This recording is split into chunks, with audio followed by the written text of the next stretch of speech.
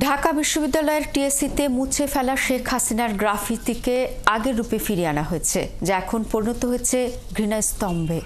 দুপুরে সেখানে জুতা নিক্ষেপের আয়োজন করে ঢাকা বিশ্ববিদ্যালয়ের বিভিন্ন ছাত্র সংগঠন। এর আগে বৈষম্য বিরোধী ছাত্র আন্দোলনের ঘোষণার পর রবিবার গভীর রাতে গ্রাফিতিটি নতুন করে আঁকা হয়। আরও জানাচ্ছেন সাজিদ সরকার। ঢাকা বিশ্ববিদ্যালয়ের রাজু ভাস্কর্যের সামনে মেট্রো রেলের যে পিলারে শেখ হাসিনার গ্রাফিতি এঁকেছিল ছাত্রলীগ, জুলাই আন্দোলনে সেটি হয়ে ওঠে ঘৃণা প্রকাশের স্তম্ভ।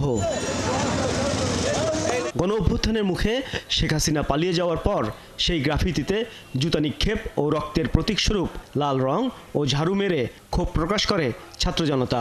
কিন্তু ঢাকা বিশ্ববিদ্যালয় কর্তৃপক্ষের ভুলে সেটি মুছে ফেলা হলে রবিবার গভীর রাতে নতুন করে তৈরি করা হয় সেই গ্রাফিতি। অতীতের একচ্ছত্র ক্ষমতার সেই প্রতীক আজ রূপ নিয়েছে ঘৃণার প্রতীকে।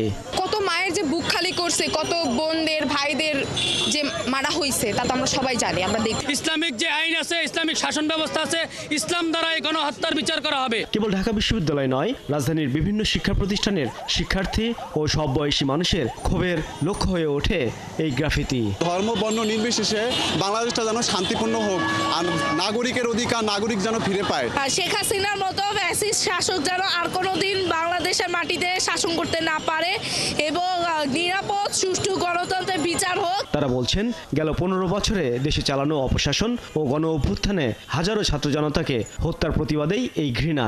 নিরীহ শিক্ষার্থী আমজনতা কিভাবে আক্রমণ করেছে, এখন কত অলমোস্ট 2000-এর মতো মানুষ মারা গিয়েছে, ঠিক আছে, তাদেরকে মেরে ফেলা হয়েছে। কার হুকুমে হয়েছে? এই স্বৈরাচারী হুকুমে হয়েছে। যে মানুষের উপর নির্যাতন চালালে বা গুম খুন হত্যা এবং অপশাসন চালালে তার পরিণতি কি হয়? দেশে যাতে আর কোনো স্বৈরাচারের জন্ম হতে না পারে, এটিকে সেই শিক্ষা হিসেবে নেয়ার কথা বলছেন তারা।